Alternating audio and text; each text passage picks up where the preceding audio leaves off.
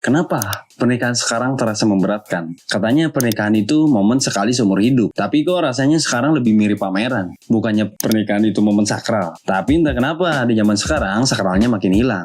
Yang kelihatan justru dekorasi mewah, catering mahal, sama tamu undangan yang jumlahnya lebih banyak dari followers kita. Lucunya, banyak yang bilang, kan cuma sekali seumur hidup. Tapi sehabis nikah, bayar kontrakan sama beli beras juga tetap sekali. Sekali setiap bulan maksudnya. Pertanyaannya, kenapa nikah sekarang lebih mirip event konser daripada ibadah?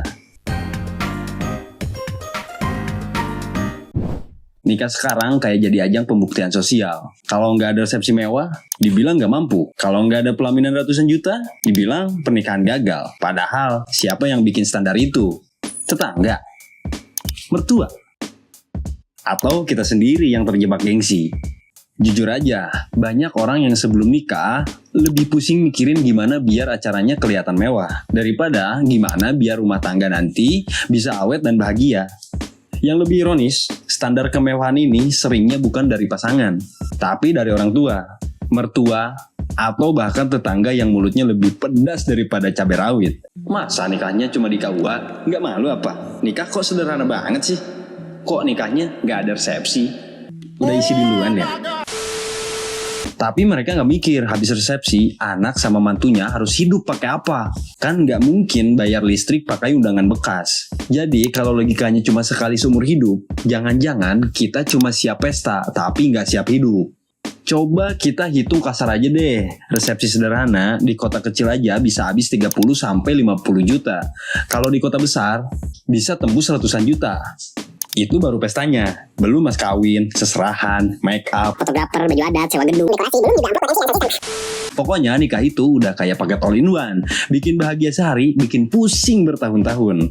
Yang bikin miris, banyak orang lebih takut dibilang nikahnya murahan daripada takut jatuh miskin. Jadi mereka bela-belain ngutang. Ada yang minjem ke bank, ada yang nekat pinjol. Semua demi acara satu hari.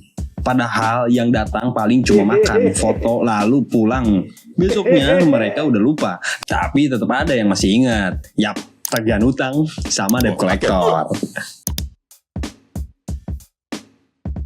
Bayangin deh, habis 100 juta buat resepsi, paginya sarapan mie instan. Bedanya kali ini mie-nya dibagi dua.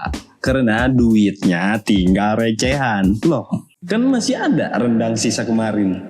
Iya emang masih ada, paling 2 hari lagi juga udah basi. Kalau dipikir-pikir, siapa sih yang benar-benar peduli resepsi kita? Resepsi besar nggak menjamin rumah tangga bahagia. Buktinya, banyak yang pestanya mewah, tapi umur pernikahannya cuma setahun. Jadi kalau gini, yang abadi bukan cintanya, tapi utangnya. Banyak yang rela mengutang ke bank atau pinjol demi bikin pesta sehari. Padahal kalau pakai duit itu buat DP rumah atau modal usaha, hidup setelah nikah jauh lebih ringan. Jadi sebenarnya kita nikah buat bahagia atau buat puasin gengsi orang lain? Padahal kalau mau jujur, pernikahan itu sah kalau ada akad, saksi, wali, dan mas kawin. Udah cukup. Resepsi itu cuma budaya tambahan. Dalam Islam, resepsi atau walimah hukumnya sunnah. Artinya, baik kalau bisa dilakukan, tapi bukan kewajiban. Jadi, kalau kondisinya nggak memungkinkan atau jatuhnya maksain, ya mending nggak usah. Tapi kita kebalik, yang wajib malah diremehin, yang sunnah dijadikan standar utama.